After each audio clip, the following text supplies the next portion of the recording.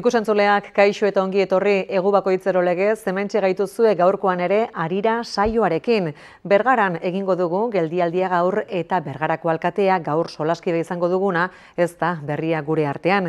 Gorka Artola, ongi etorri zer moduz? Bueno, eskerrik asko. Bigarren agintaldiari ekin diozu, alkate moduan zer moduz? Ondo abitz. Egisa da, ontxe kamaraz kanpo komentatzen genbiltzen moduan, da pentsaule ikela iguales, bigarren agintaldiz izan da, beste patxa batekin edo hartzen dela gauzak, eta izan da legealdi hasiera intensua izan da, baina gustora abitz. Talde bertxe segulako indarrakin sartu zen, 10 zinegotzietatik 6 bertxeak izateak neurri baten baldintzatzen dau, eta hor dinamika sortzen eta bakoitza bere tokitxoa topatzen bere denbora behar zen dau, baina ustote oso langiro politxean gabitzela eta lan dinamika beharra daukagula. Tira, horixe beraz, taldearen pixkat lan dinamika eta zuen arteko harremana eta impresioa.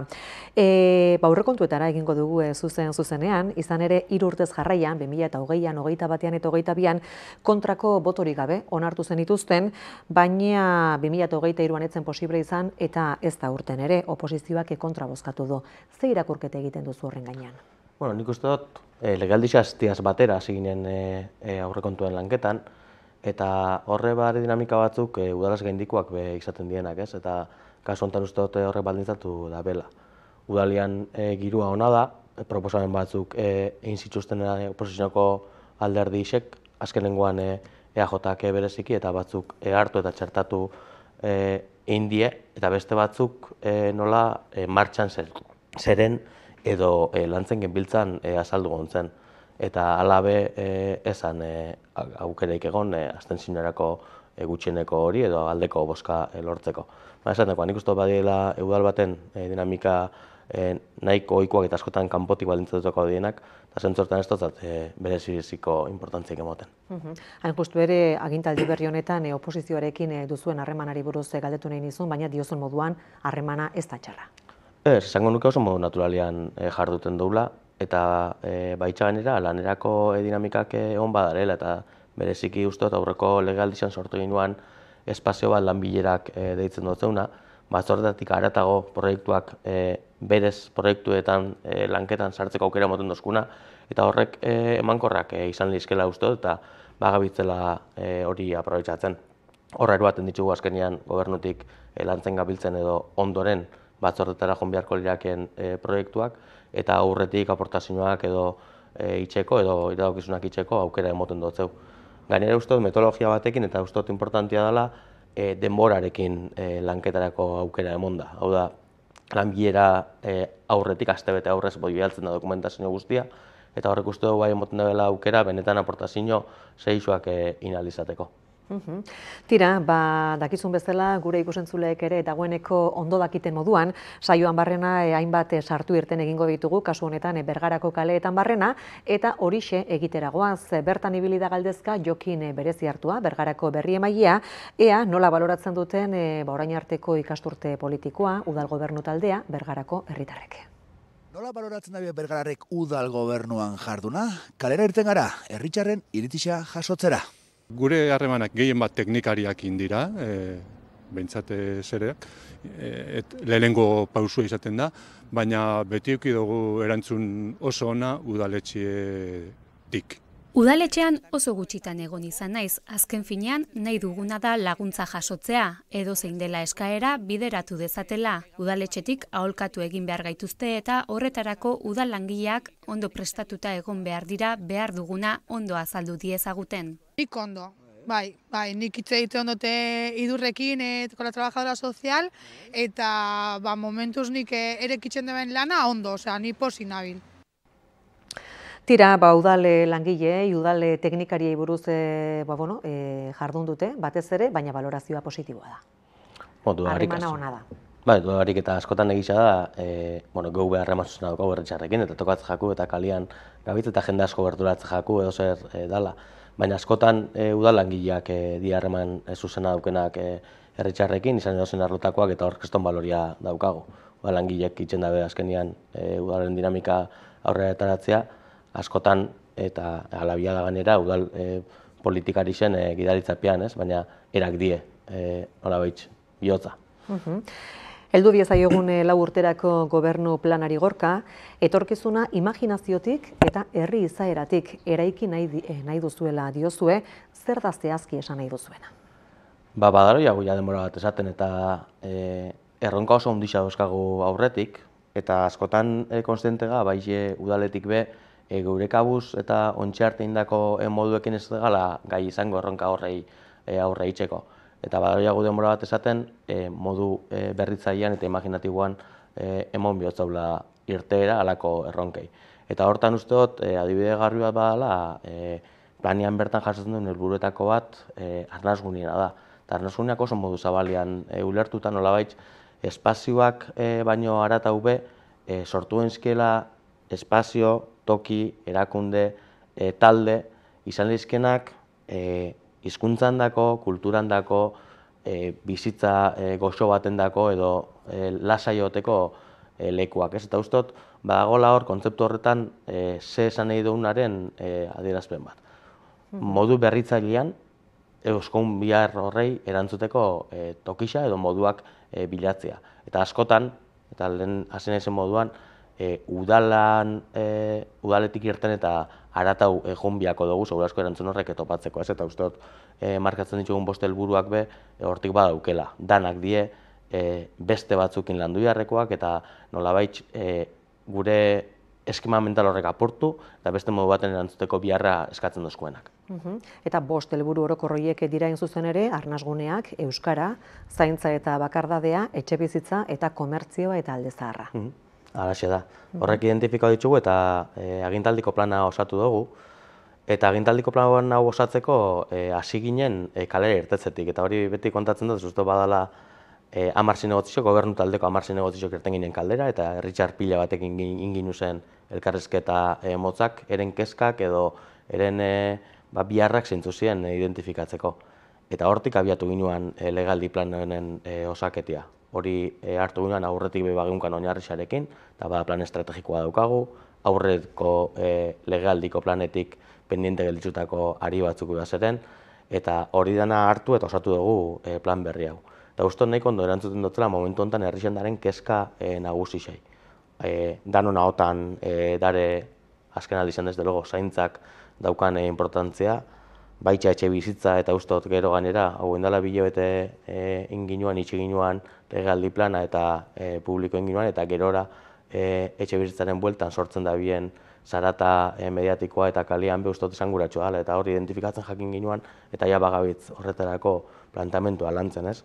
Eta komertzioa eta alde zaharra be uste dut badala gai estrategikotako bat herrixan, alde zaharrak sekulako potentziala dauke, eta azkenengo urtetan ikusi dugu segura asko gainbera bat egon dela, eta hori modu imaginatibo horretan landu nahi dugu bertako bizilagunekin, eragilekin, komertzioekin, eta horri buelta bat eragin. Inbertsioetara etorrita, aurtengo eta agintaldiko inbertsio nagusietara eta alde zaharretik hasita, San Martin Plaza eta Barrenkalea berritzeko asmoak dituzue, zer jasotzen du kasu honetan proiektuak, noiz hasi eta bukatuko dira lanak, aurrekontu osoa zenbatekoa izango da, zein da asmoa? Hau lotuko nuke legealdi planeko helburu nagusi horrekin, eta da, ez da kasualidadia plaza eta Barrenkale kalien berritzia planteatzea.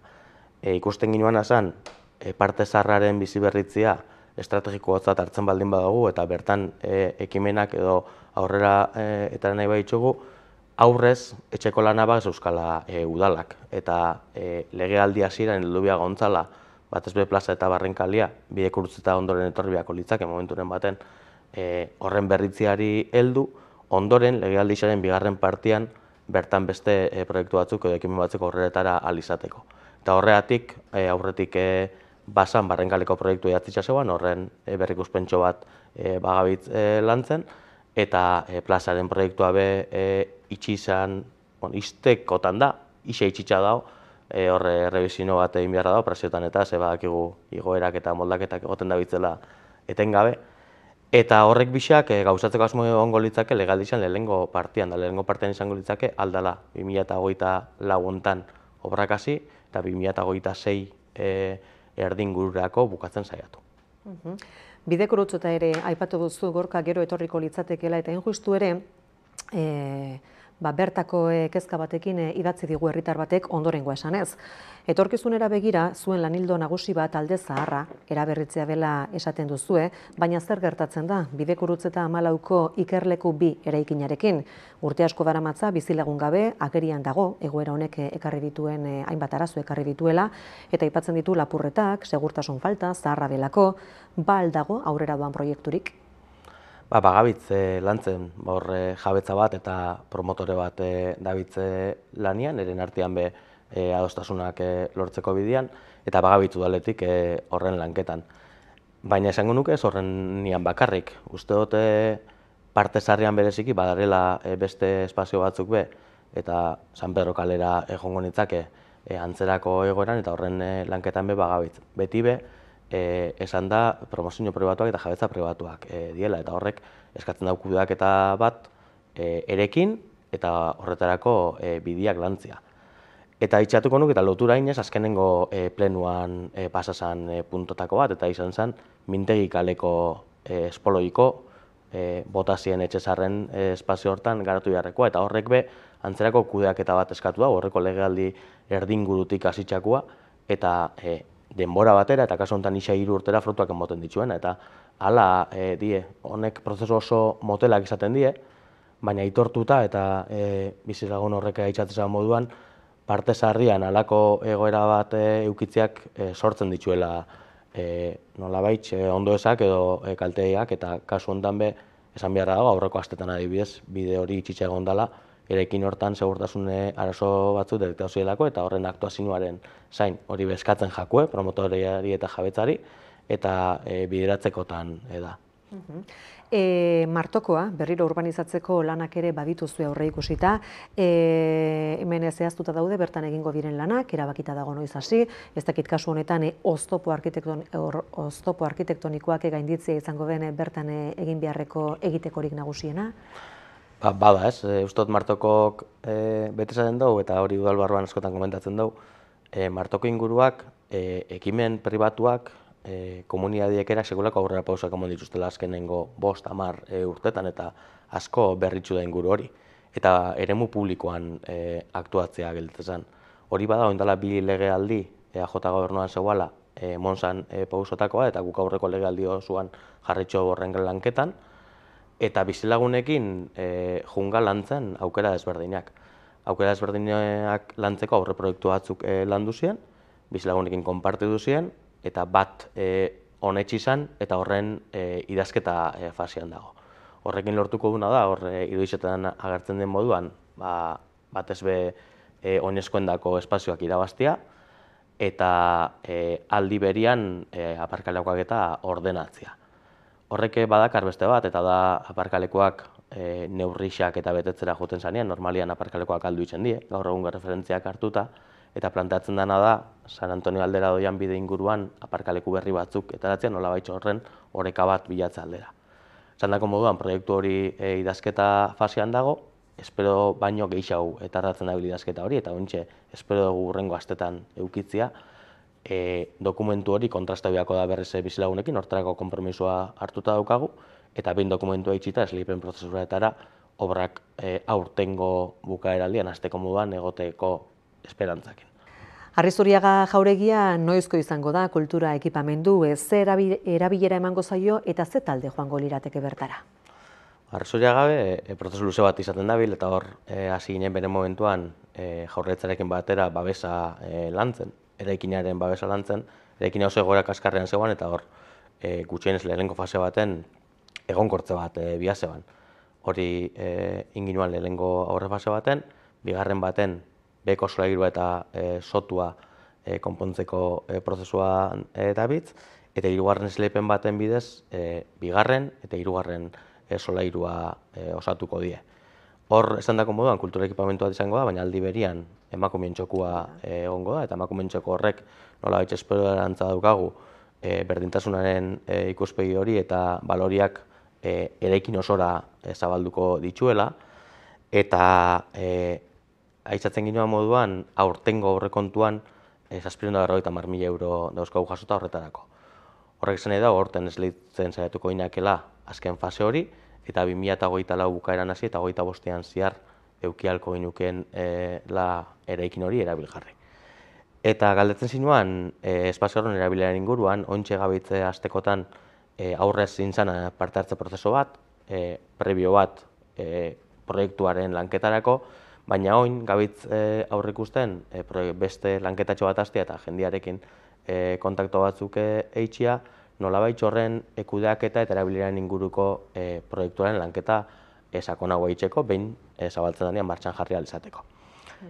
Baina bai eitzatu nahiko nuke hasieratik permiso bat izan danetako bat, eta da eraikin hori irekisa eta inorena izango estan, eta aldi berean danona izangoan eraikin bat izatea plantea uzala.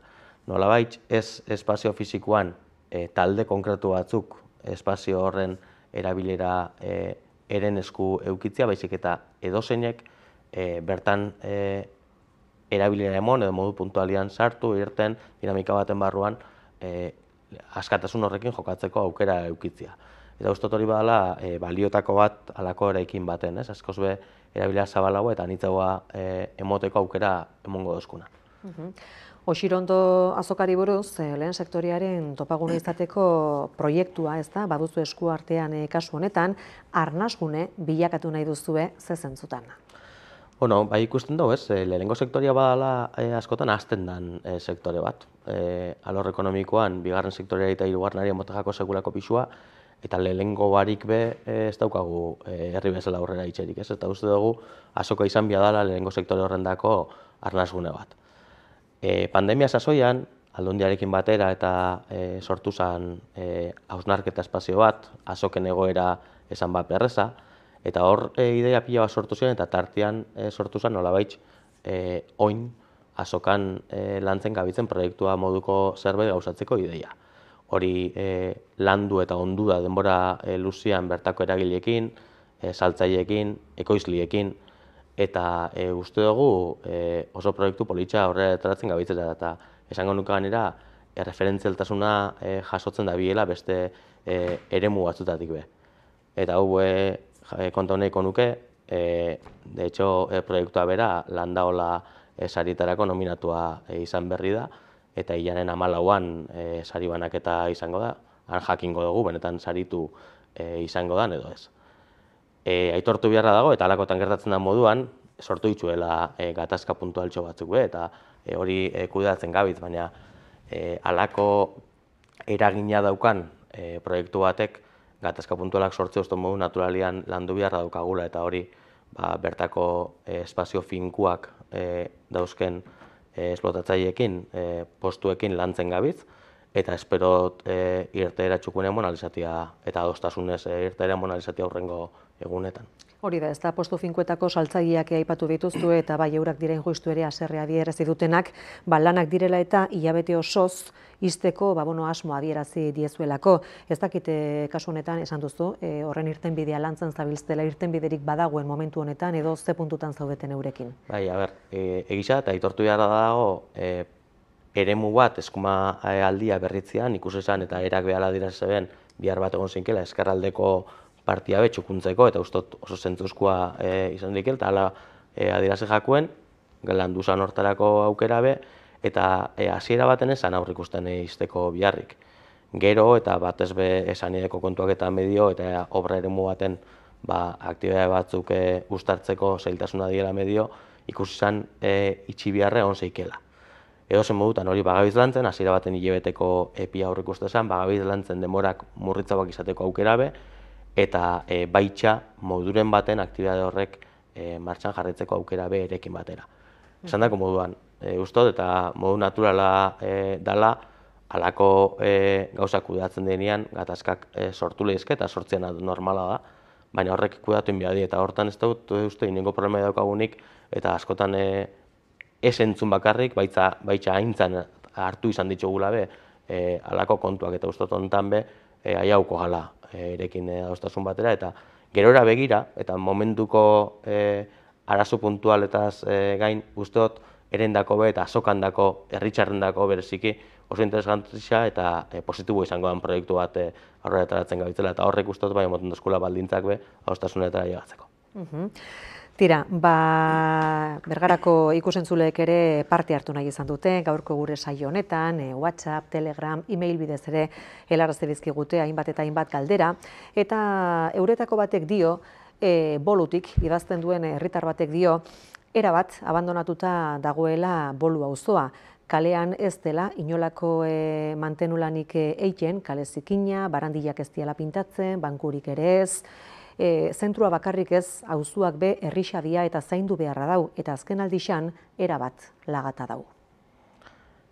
Nik ez nuke esango hala danik. Egisa da, mantenimentuan badauzkagu lagabezi batzuk eta horre lantzen gabitz eta brigadakin lanketa bat itzen bagabitz, horre izela erantzun. Baina esango nuke kontuan izaten ditugula auzuak eta kale auzuak kasu hontan, eta horre baitzatuko nuke, eta da lehen legealdi planaz berbein dugu, eta hor 5 erronka nagusi aipatzen ditugu, baina 5 erronka nagusi haratau bestelan hildo pila bat badauzkagu, eta adibidez auzuak bada bereziki kezkatzen gaituen kontu bat. Landauzuetara jungo nahi zuen, baina landauzuekin badaukagu batzorde bat, eta batzordeari adibidez dinamikarik ustez bueltan mondotzagu, eta beste modu baten planteo dugu, izan be konturatzen girelako arazo puntual txikixei, modu efikazagoan erantzuteko aukera bagenkala, eta hori lantzen gabitz, eta azkenengo bileretan eukitzako feedbacka positiboa izaten da. Eta zein da egiteko modu hori kasu honetan? Kasu honetan, gabitzen lantzen da nabarmen, auzo ordezkarixek udalarekin dauken harremana, nolabait zubilan lan bat izatetik parte hartzailegoa izatera, eta adibidez teknikarixekin zuzeneko harremana sustatzea. Edo zein lan eta alako adibidez mantenimeko kontuko gaixak, lehen hau nolabait auzo batzordetik pasa eta zubilan hori itxezeben eta udalera txertatzen ziren. Eta bide hortan batzutan gabeziak somatzen ziren. Momentu honetan landu dugu modu bat auzo ordezkarixekerak zuzenian harremantzeko teknikarixekin. Arlor bakoitzeko teknikarixarekin. Eta kasu honetan eta kale auzotan, mantenimentutan eta ustot ditzen dela esfortzu bat, gisa da, muga diela, eta talde txikisa daukagula adibidez mantenimenturako, baina esango nuke aukentza txikisak itxen bagabitzela eta jarraitzuko dula zentzu horretan. Beste herritar batek galdetzen du ea ze asmo duzuen elemental zaharrerako. Noizko aurre ikusten duzuen egokitzea eta ea ez litzatekeen ideia txarra izango alde baten etxebizitzak eraikitzea, Bergaran dagoen etxebizitza faltari erantzuteko dio berak, eta beste aldean kulturgune bat eraikitzea. Bueno, elementa zahar askotan esan duen moduan, Jaurlaritzarekin badago hitzarmen zirriborro bat bere momentukua, onartu zana, gero aldaketa batzuk emon ziena, eta hori lantzen gabitz. Lehen behitxatu izan dugu, eta oso aurreratuta zegoela aurreratu neban aurreko hauteskundeko kanpainan, gabitz pausoak emoten poliki-poliki, eta oin bai esaneke oso aurreratuta dagoela. Azkenengo hastian jaso ginoan jatxosten bat Jaurlaritzako teknikarixen aldetik, horri aipamen txiki batzukin beharra ikusten da udalan aldetik, baina printzipioz aurrera pausoak emoten bagabitz. Baitxa aitzatu bida da, bilixen bitxarterako lanketa bat behitzen bagabitza da Jaurlaritzarekin, eta hor epe ertainera beste erabile batzuk emoteko aukera hon lehikela. Baina, hitzarmen horren baitxan, eta Richard honek ondo aitzatzen den moduan, badago jasota bi eraikinetako bat, konkretuki frontoi aldera emoten daben eraikina, eraikin zarrena, etxe bizitzak itxeko bideratzea. Hori hala da, 2002 datorren hitzarmen bada, eta handik eratortzen da hor eraikigarritasun bat etxe bizitzatara bideratzea. Eta bestia, eraikin berrixena, izango litzake udala jasoko lukiena, eta printzipioz hori erabilera definidu bari dago, baina bai sistema generaletan sartzen dela, eta nolabait zerbitzuren bat emateko erabili ahalko litzakela. Eta guk komentau izan dugu, eta hori lantzeko dagon kontu bada, azkenean eraikinak jasota be, gero lanketa tekniko sakon bat egin beharko litzake, baina komentau izan dugu hor alternatiba diferenteak egon lezkela, eta kulturarlua eta bereziki liburutegi eta mediateka baten biharra, edo gaur egunko liburutegi dagoen toki txiketara eta beste modu baten antolatzeko biharra euki izan da mahai gainean. Halabe, esan da, detailerik ez dago, eta hori joan beharko da, behin eskuratutakoan lantzen eta aukerak aztertzen. Eta beste aldiari dagokionez, etxebizitzak aipatu dituzun zati horri dagokionez, etxebizitza libreei, etxebizitza sozialei buruz hariko ginateke hizketan, baduzue zerbait pentsatuta etxebizitza horietara begira? Hitzarmenian lotuta zegoena etxebizitza libreak izango lirak. Tira, hauetxek Bergarako herritarrek egindako ekarpenetako beste bi, baina egin dezagun berriz ere kalera. Kasu honetan Jokin Bergarako kaleetan ibili da galdezka, bertako herritarrek zertzuk botatzen dituzten faltan edo zertzu ikusten dituzten hobetzeko premian. Zer aldatuko leukie edo hobetuko leukie Bergararrek euren herritxik? Non ikusten da bi aldaketarako edo hobekuntzarako behar handixena? Aparkalekoak falta dira, badira eta familiak etxean 3 kotxe dituztenak. Horrez gain, komertzio txikian ere inbertitu beharra dago denoi gustatzen zaigulako kaleak bizirik ikustea erakusleio ikusgarriekin. Dendak mantentzea erakargarria da baita turismoarentzat ere, ea familia guztiek erosi ahal izateko komertzioa indartzen dugun. Kirol instalazioan ikusten dut buelta handi bat eman beharko zala, kirola bultzatzeko eta instalazio hobiauak, ordutegi hobiauak eta ordu gehiago egoteko kiroldanetarako, generalian. Hori izango zen bat, eta parkalekuen dako betoki, zehose gehiago beharko zen tokiren bat edo. Ikusten dudana da, azkenengo obrak eta bai datozenak eta barrenkalekuak eta horrek oso interesgarria direla, eta nire dagokidan partetik, nagusien mundutik begira, oso atentzio ona dauzkagu. Nola ama naizen, nik aldatuko neban, pixkat, umiek ereke jolasteko, egisa da, ja ontsen denbora txarra dabiz, eta aterpe bat edo ipintzeko, zebestela, ezin gara inora joan umiekin, eta taberna batera sartu erekin da superrinkomodua. Osea, hori bai aldatuko nebar. Ni gazte bezala, nik ustot guretzat oin kiroletan aldaketa bizitzen, folkanpoa, rokodromoa jarritxa dago, eta nik ustot guri asko iratu eskuela, eta nik ustot oso ondo gaizela. Nagusiak, gazteak, amak, bakoitzak beretik ez da egin du, bere ekarpena, bere irakurketa, hainbateari mutur, jarri dizkigute ez da, emai gainean hizketarako. Kiroletik hasiko gara, kirole instalazioetatik, babira ez da egindakoak positiboki baloratzen dituztenak, baina bada gehiago nahiko lukeenik ere, edota ordutegiak hobetzea handitzea ere ondo ikusiko lukeenik ere. Halakorik aurre ikusten duzue? Orokorrian, eta igual irtendako guztiak esango nuke beste herri batzutan plantau eskero galdera, segura asko oso antzerakoak izango lirak, eta uste dut badala adierazgarri bat, ez? Kirolera junda eta esan nahiko nuke azkenengo hortan inbertsio handixak indiela kirolian, ondala 4 urte ez die Labegaraetako polikiroldegi berritxua zabaldu zala, ondoren agorro zinen futbol zelaiz berrixa egin da, baina egisa da bai, Labegaraetakoakin bere momentan gertu osan moduan, ja urte batzu pasauta, azkenean eraikina sartzen dira eta agorro zini be, eraikinari ja urtiak pisatzen hasi jako. Eta hor, somatzen da, ja 17 urte bueltara doian eraikin bada, eta gauza batzutan mantenimentu edo inbertsio berrixak inbiarra eskatzen dabil.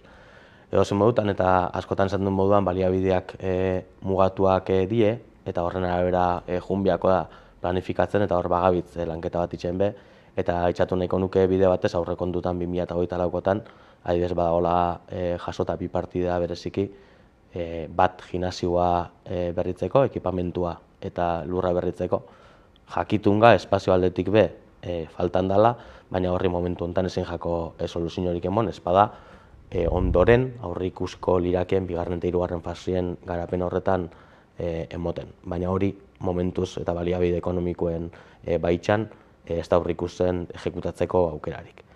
Eta baitxa itxateko nuke ipintzako futbol zelaixaren egoera ez dela onena, arek be estimatzen da beti behar artifizialak 10 urteko bizitza izaten da bela, eta ja 14 urte badauzka.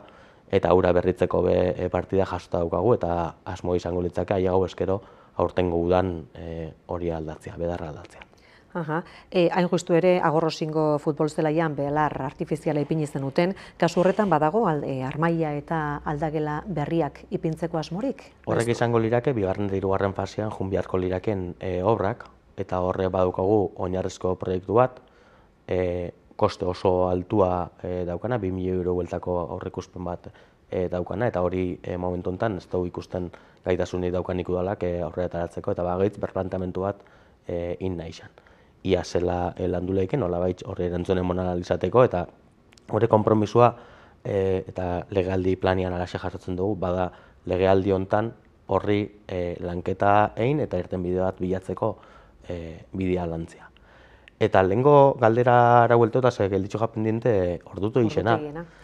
Eta ordutu egizena egisa da, eta pentsatzen dut Antxonek komentatzen dau, eta pentsatzen dut nundik izan lehiken, bada egi bat, Alto Sornoseko Labegaraetako kirolde gizan, kirol talde pila batek parte hartzen dabela, eta erabiltzen dituztela instalazio horrek, eta taldiek ordutegi gisak lantzerako orduan bai zailtasuna dauzkela, eta ez dagoela ordutegi disponibilidarik danak ordutegi egokixetan parte hartzeko, eta talde batzuk oso berandu, eta nahiko murritz ibiltzen diela. Eta pentsat hortik izan lehikela. Baina bestela esan nahiko nuke instalazioen ordutegiak oso zabalak dauzkagula Bergaran. Aste barruan, esango nuke Agorrosingo izeko 6 txardetan zabaldu eta gabeko 9 txardeak arte zabalik egoten dela. Aste burutan tarte txikixagoan eta eguardixan deskantzu batekin, baina goiztatzalde zabali dago larunbat eta igande, eta Labegaraetako eta kiroldegiak eta frontoiak momentu honetan goiztatzalde eta oso ordutegi zabalian emoten dabe zerbitzua. Horren esan nahiko nuke, zentzu hortan oso eskaintza zabala daukagula eta ordutegiak alik eta zabalena diela. Agorrosingo kiroldegira itzulita, tasen igoeraren aurrean kritiko azalduzten oposizioa. Horrek, tasak igo izanak nolabaiteko eraginik izan du erabiltzaileengan abonatu kopuruan adibidez? Ez da beuki, esango nuke gainera, eta hor neurri baten tasa federatuak abonau kopura igo dau, baina esango nuke eragin negatiborik ez da bela euki. Eta hor bai, lehen behar azaldu ginoan, baina usteot ez da hola sobra errepikatzea. Tasa horren igoera ez da kapritxo bat. Usteot danoga konstiente kostiak eta bizitza kostiak pertsonei nola igotzen dabitzen, eta horrek udal kostetan bezekulako eragina dauk, eta adibidez Agorrosingo kostiak asko igo die azkenengo pare bat urtean. Bereziki energia suministroa dauken presio altua dela, baina baitxa kasu honetan azpikontratutako zerbitzuak emoten dituen enpresan esleipen berri izan kostiak igozilako, eta kasu hortan urte betian 6.000 euroko igoera eduki dago energia eta zerbitzu kostien artean. Horrek eruan zeban autofinantziazio maila praktikamendik 170 pikutik 150 geistia, eta hori nolabait horrekatzeko zentzua zeukan erabiltzaileak horren kargu itxia eta ez beste herritxar guztiak. Jakin da beste herritxarrak neurri handi baten parte hartzen dabela instalazio horren finantziazioan, baina uste dut badaukala zentzua erabiltzaileak modu progresiboan gehiago erantzutia bihar horre. Eta prezioa bera da Elgetako eta Antzuolako erabiltzaileentzat ere. Bai, kasu hortan, urte askotako gatazka judizialtsuaren ondoren, hala erabaki zeban epaile batek. Nik aitortu beharra daukat, justu ez jatela guztiz pentsatzen, ze hor bada Bergarako herritxarrek hartzen da beren kargu Antzola, Elgeta edo beste herri batzutatik etortzen direnen koste parte bat, esan dako moduan, defizit bat suportzen da delako zerbitzu horrek, eta defizit hori Bergara pagatzen duelako. Bai esan nahiko nuke, zentzu horretan epaileak hala esan dago eta aintzat hartzen da, eta ordenantza fiskalak aldatu die horretarako, baina bai esan nahiko nuke horrek ekartzen da dela Bergararrekiko injustizia puntu bat. Tira, inkestan entzundakoetara bueltatu, zuk aipatu duzu ez da, herri gehienetan antzerako eskaerak ateratzen direla eta egia da, behin eta berriz irtetzen da, batean eta bestean esate baterako umeentzako leku estalien falta, aterpe falta. Nola zaudete Bergaran zentzu horretan? Bueno, segurasko faltan, baina esango nuke indal urte batzu baino beto, eta zentzu horretan bere momentuan bi eskola publikotan, San Martinengo eskola publikoan lehenengo Agorrosin ondoko eraikinean, eta ondoren, Martinez Irala moduan esadutzen den Hilerri pareko eraikin hortan indako estalpiek neurri baten asetzen dabe bihar hori. Aurretik basegoan seminari joan beste estalpe bat, kasu hartan libri haua esan dugun, eta bagabit hor aztertzen ze beste aukera egon lehiken. Junga alternatiba diferentiak lantzen, eta bakoitzak bere onura eta bere pegak dauzka, eta momentuz ezin izan da horrela pausorik emon, baina hor aztertu izan die gauza diferentiak, bai Esporoian, bai Fresko Zurin, bai Ibargaraiko Korreos inguruko Arresuri Gazpiko parke horretan. Aukera diferentia mai gainean egon die momentu ezberdinetan, eta ointxe be alternatibak lantzen gabitzu. Komertzio txiki ere izan du, hizketagai batek, lehentxeago zertxo bat aipatu dugu, ez da berak aipatzen zuen, horiei bultzada ematea zeinen garrantzitsua den, ez da, izan herriko bizitasunari begira, izan turismoari begira, alde zaharra etxukuntzetik diarduzue, horri begira ere garrantzitsua delakoan, ez dakite besterik aipatu nahiko zenukeen gai honekin lotuta. Aitzatu dena, legaldiko plan horretan bostorronketako bat hoize identifikau du, eta da komertzio eta alde zaharra identifikatzen dauna. Garbi dago eta aitzatu nahiko nuke hemen guk komertzio eta alde zaharra identifikau dugu, baina adibidez beste eremu batzutan, eta berezik aipatu nahiko nizuzke landauzo batzuk, Angiozar edo Zintxu baten adibidez, komertzioa daukan importantzia zein dan, ez? Eta oinarrizko zerbitzu batzuk bertan egoteko aukerak zela emon lehiken bizitzasun bat kasu hortan hauzuei, edo parte zarrari, ze parte zarrian ben neurri baten prozesu hori bizitzen gabitz, ez? Komertzio txikixak azkenengo hamarkadetan gerota gutxi haudie, eta horrek berak dakar bizitza be gutxi hau izatea, eta alderantziz bizitza jaisten da, eta komertzioak harik eta zaila dauke aurrera segitzea.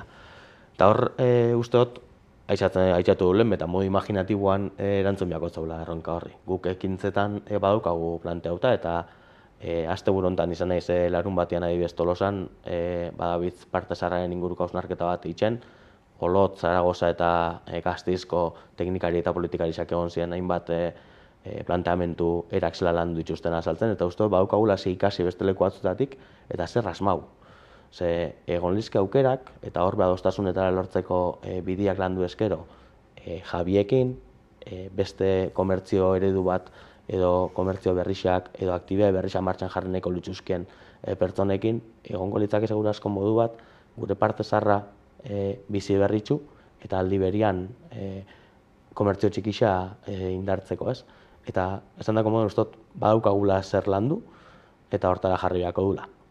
Eta lenguakin lotuta, plaza eta barrenkaleren berruan sesioak be, espero dugu hortan impulso txiki bat monalizatea. Aparkalekuen gaia ere atera da, gehiagoren beharrik ikusten duzue?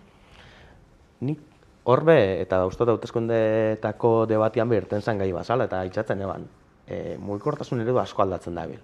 Emakume honek aitzatzen moduan, eta etxe askotan dauzkagu 2 eta 3 kotxe, eta hori realidade bada. Baina uste dut, zentzu goizeko lukiela eta landu biako goinukiela mugikortasun eredu berri zen bidiak eta zerbitzu publikoen indartzia, eta nolabait horren biharra alik eta gutxien izati izan beharko litzakela helburua. Bagabitz eta uste dut komunikabideetan eta behar landu dela, baina debagoienatik bagabitz lanketa bat ditzen eta foru aldundira planteamentu bat egin nahi izan, gure balean uste dut mugikortasun pribatua daukan protagonismoa handi gisa dela, eta hori ez da kasualitatea, segurazko da urte askotan zerbitzu publikoa eduki dituzten gabeziak nabarmenak izan dielako, eta herritarrok eduki duen modu errezena eta komoduena kotxia izan dalako, eta uste dut hori eraldatzen joan beharko inakela. Aitortuta bai, eta Bergaran komentu izan dugu, mugikortasun plan baten bai itxan eta indako diagnostikoak emoten dau aparkaleku nahikoa dagola, baina beti be, garaje eta superfizian daren aparkalekoa kontuan eukitza. Eta hor uste dut be badaukagula erabileren inguruan eta lanketa bat egin biharra, eta herritarrok garaje erabiltzea sustatzea importantea dela, batez be ordu batzutan, eta oso ordu konkretua die, atzaldeko iluntzeko ordu pare bat die, sortzen dien aparkaleko arazoak bideratze aldera. Hain justu ere herritar batek dio aparkalekuekin lotuta, erdigunean bizi naiz eta aparkatzeko residente txartela daukat.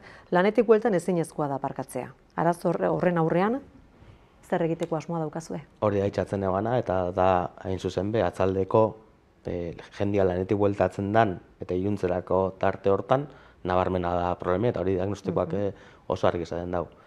Egisa, segurazko, otagunien eta residentien txartelen gestionaren inguruan behar, oso baten bonbiako ginukela, eta hor sortzen dien atazka horrek bideratzeko modua egon lehikela.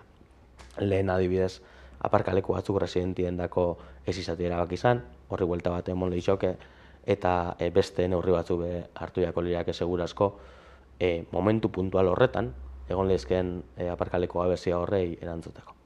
Aipatu duzulen mugikortasun plana. Plan hori badago? Eginda dago? Plan hori zirriborro bat intzan, zirriborro hori lehen aizatutak moduan lanbilera batera eruan zan, eta lanbilera hortan landuta bai gobernu eta bai oposizioak ikusten ginuan zala segurazko 2023an, orduan onartzeko modukan bizinua zeukan plan bat. Aitzatzen ginoan eta plan hori dator diagnostiko oker batetik, eta diagnostiko hori dator hain zuzen aparkalekoari oso lotuta, eta da bere momentua mahai gainean zegoen aparkaleko subterrenuaren biharra justifikatzeko diagnostiko bat egin zen, nahiko zaharkitua, eta horrek ekarri dago ondorengo ekintza plana eta nolabait planteamendu guztia mugikortasunan ikuspegi izan ez izatea inundik inora ambiziosoa, azkenengo 4-5 urtean egondan aldaketa guztia kontuan eukitza. Eta horrekin ikusten ginoen zen, aprobetxau lehizken proposamen batzu badarela, eta horrekin kontuan eukita aurrera jarraitzen gabitz, tartean bidegorritxan lanketa, edo espazio batzun berplantamentua, inkluso trafikoen ordenamentu puntual batzuk, eta horrek lantzen bagabitz. Baina ikusten ginoen dokumentua bera osotasunean esala egoki gisa, eta berriz planteu behar zegoala. Eta hori lotzen dugu asko plan generalaren lanketari. Ontxe dabiz teknikoa lantzen plan generala berrizteko planteamendu teknikoaren hasieria, esleipen batera irten beharko da hori, eta horrek urte batzutako prozesua dakar, baina hor mugikortasunen ikuspegi txertatuta egon behar da, eta plantatzen dugu batera lantzea. Bidegorri sariari dagokionez, autobus geltokitik San Antoniora bitarteko lanak eginda, lehen faseko lanak eginda, bigarren eta hirugarren faseak leudeke orain, noraino daude fase horiek zehaztuta, nola jarraituko duzue lanekin? Hori be, aitzatu nuk eta oinin da autobus geltokitik eta San Antonio alderako zati bat, hori lehenengo fasea, esan ginoan hasieratik eta jakinekoa zen, zegoan diru izendapenarekin eta diru laguntza lortzeko aukera baliatuz hori itxeko pausa emon ginoan, baina lehen bigarren partia inbia ginoan eta San Antonioko rotondaraino ailegatzea. Hori esleipena bideratuta dago eta espero dugu uda ingururako edo hori hasitza egotia, eta behintzat San Antonioko rotondaraino ointxe indan eskema berdinarekin ailega balizatea. Eta hurrengo fasean izango litzake Antzolatik etorri beharko litzaken bidegorriarekin lotura gauzatzea. Hor proiektua dago, esan dugun gaur egun etxiak hasten dien inguru horretatik, eta izango litzake hirugarren fasea rotondatik etxia bukatzen dien eskusarte kaleko etxia bukatzen dien inguru horretaraino, eta hortik eta 100 metro inguru gelditzuko lirake diputazioak ekartzen da benean, eta kolektoria, Antzolatik etorri beharko litzaken Urzikinen kolektoria sartzen denean, bukatzeko. Guria, guk planifikauta geunkan 2025an bukatzeko bezala. Eta hori izan aurrikusitza, diputazioak behala esekarriko zebala kolektoria eta bidegorritxa 2025erako. Eta malez, azkenengo konversazioetan diputazioarekin emoten da batzeratzen da bilela, batetik aurrekontuen onarpenarekin dauzken zailtasunegatik, eta hori bagabitze kasu honetan jasangarritasun sailarekin, ze gainera eskumena mugikortasun sailetik jasangarritasunera aldatu da legealdi honetan diputazioan, jasangarritasun sailarekin bagabitze hori lantzen eta lehen bideratzen. Non egiten dute bat, Bergarako hirugarren faseko lanak amaituko liratekeen puntuak eta Antzuolatik etorriko den bidegorri zatiak? Hor zubi bat dago, Arostegira emoten da bera, inguru hortan. Inguru horretan. Eta zuei dagokizuenez akaso zaiena hirugarren fasea, esan nahi dut, horre Urteaga kalea daukazue, eta horre nondik joango litzateke bidegorria? Urteaga kalean bertan eta urbanizazioen aurreikusitza dago, orduan ez da problema, hori proiektu da eginda dago.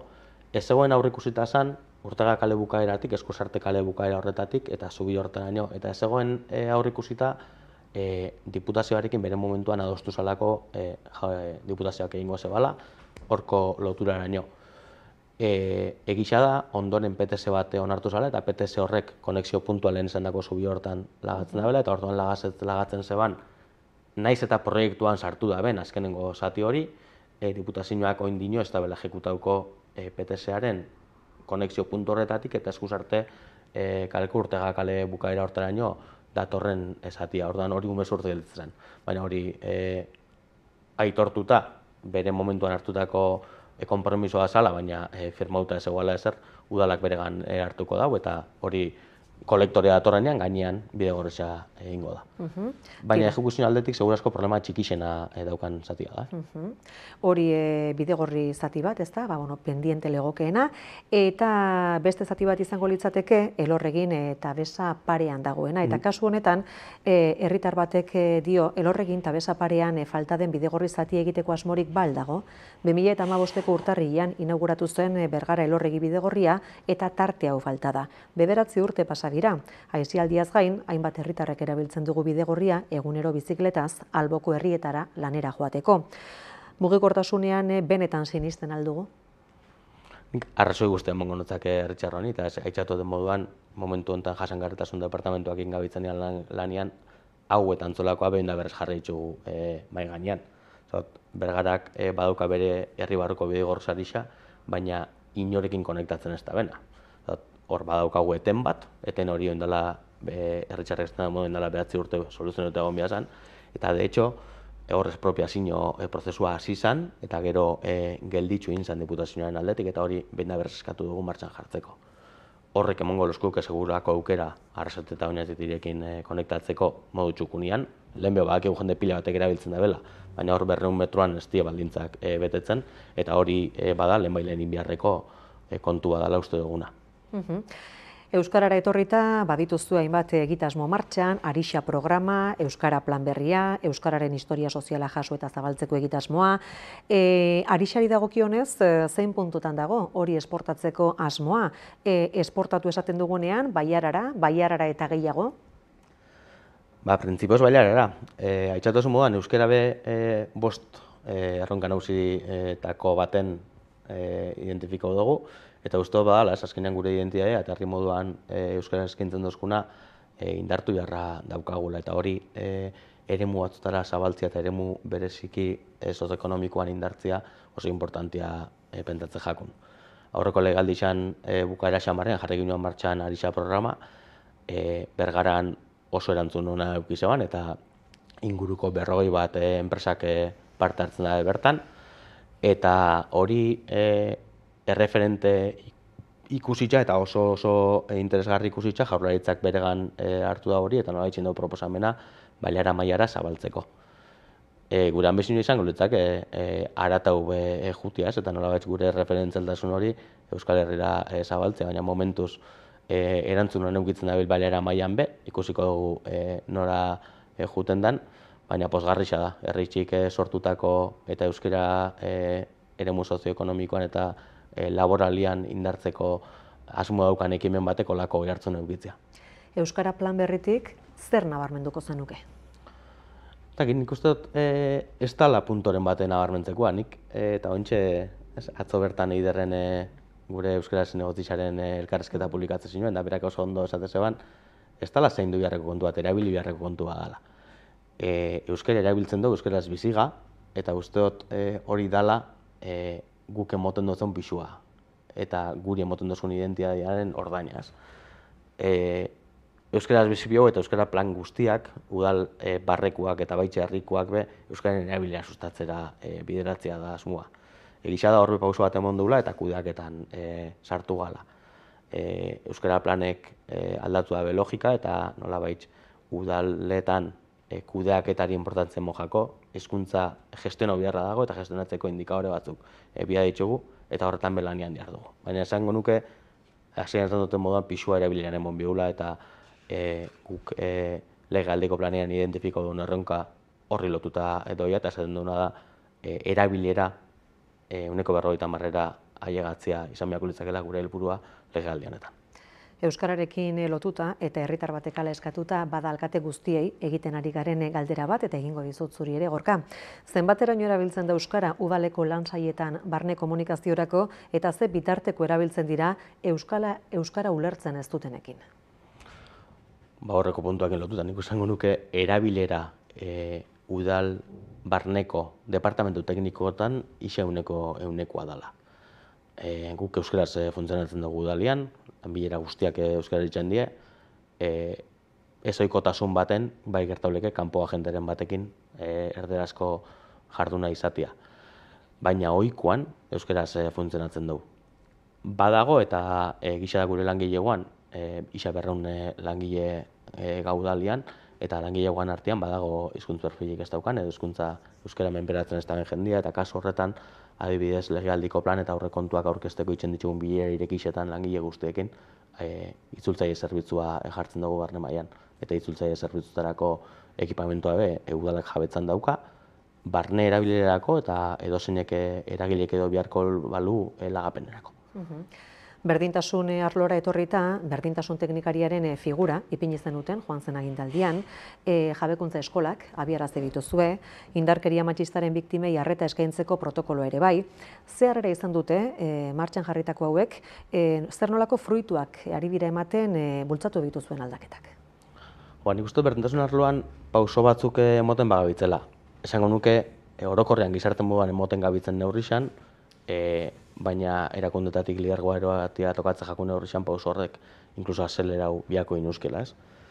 Eta aitzatu dituzu batzuk, baina nik aitzatuko nuke baitza erakundeen arteko erasuen nerako erantzun protokolua. Eta arixakin edo azokako proiektuarekin gertatzen da moduan aitzatuko nuke hau ustotelako erreferentzia bat lortzen babiela eta beste erakunde batzutatik galdetzen dozkuen, nola landudan, zela bideratu dan eragileekin eta beste erakundiekin lanketa.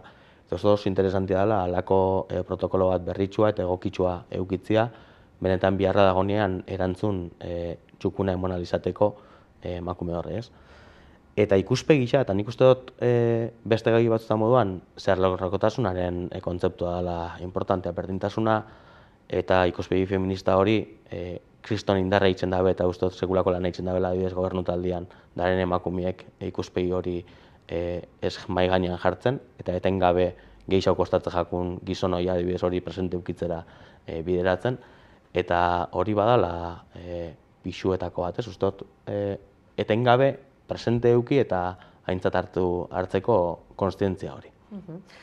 Ingurumenera etorrita aspaldian ez dugu ezer entzun Larramendiko plantaren inguruan. Kasu honetan badago nobedaderik nola uste duzu geratuko dela auzia?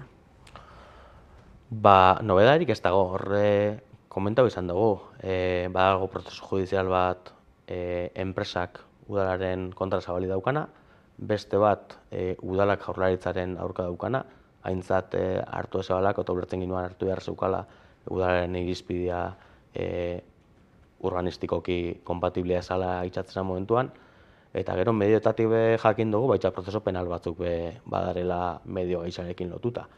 Nik balorazioetan sartu barik, bai eskatuko nukina da, alik eta azkarren argitzen jutea, ze uste dut lehen kezka hori azaldu ginuan, eta uste dut hau luzatziak herriko ekonomian, garapenean eta lanpostuen sorreran ondoren negatiboak eukitzeko arriskua ere gautzen da bela. Eta uste dut komeni dela lehenbailen argitzea. Eta udaletik, ze proiektu dituzu eskuartean edo buruan gutxienez klima aldaketari eta trantsizio energetikoari begira zertan, ari zarete? Bagabitz, lehen itxatu dut, 5 erronka nagusi hortaz aparte beste lan hildo pila euskagula eta hau garbi dago legealdiontako erronketako bat izango dela, ez? Bagabitz, energia plana lantzen eta gure sorkuntzako biharrak hor badakizue erakunde publikoa esartzen dozkula helburu batzuk, Europatik esartzen dozku helburu batzuk sorkuntzai begira.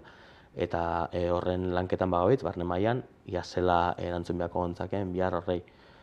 Bestetik, beren errekin lanketa dago, eta hor aitzatu beharra daukagu, bere momentuan ambizio nahiko hundisakin izan plantamentua, batez bete jatuen lagapenei lotuta zegoela, eta hor espero baino oztopo gehiago topatzen gabitzela, eta lehen aitzatzen moduan hori be lantzen bagabitzela, eta espero dugu modu txukunian irten bidea emotia, baina momentuz, eta ez ga udalerri bakarra, halako komunia energetikoen baitxan lagapenak itxeko zailtasunak bilatzen gabitz hainbat herritzen, zailtasun tekniko eta juridikoak. Eta hori lantzen junbiako dugu. Eta bestetik, uste dut jasangarritasunei begira eta askotan kaso oso gutxin jakon eremua dela lurrarena. Eta hor, bagabitz udal lur berrixak erosteko planteamendu urtez urte lantzen eta ontzen. Azkenengo baitxa, deialdi bat indugu baitxa lehenengo sektoreko produkzinora bideratu alko lirakien lurrak erosteko eskaintzarekin. Eta gero gabitz, udal jabetzako lurren antolaketa batekin, eta kudeaketa plan bat lantzen.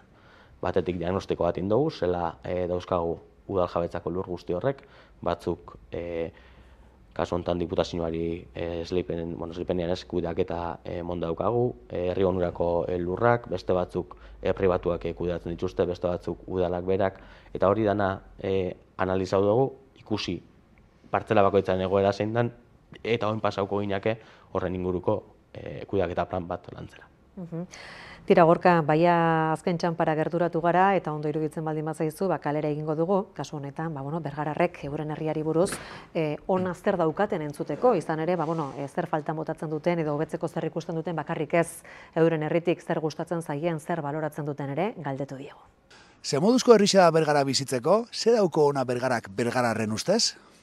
Oso ondo ikusten du, ni gainera kanpotik etorri naiz, eta oso komodua da, ume batekin egoteko, herri bat, oso garbi dana, komodo, oso gustora, ondo ikusten dut herrixa. Hemen bizi naiz denbora piart, eta niri gustatzen jata, Osa, da herri txikixa, politxa, eta ni gustura bizi naiz. Nik ez dut eukinoiz arazoek, zer hasik egingoz dana perfecto. Ondo ikusten dut, oso txukuna ikusten dut, eta pozik nago Bergaran bizi izaten. Erosoa, txikia, garbia, polita, pozik daude, Goienaren mikrofono aurrean hitz egiten animatu diren herritarrak Bergararekin. Gustavo euskagula arrazoia pozik egoteko, egisa da, gabezi oso herri edarra daukagula bizitzeko, eta atsegina izateaz aparte Bergararrok osatzen duela, eta hori uste dut balioan jartzea aste jakula askotan, baina herritxar atseginak eukitzeak asko laguntzen dela. Hori esan da, besterik gehitu nahiko zenuke? Gorka Artola, Bergarako alkatea, eskertzen dizugu bisita eta gurekin egoteko tartea hartu izana hurrengo batera arte. Esker.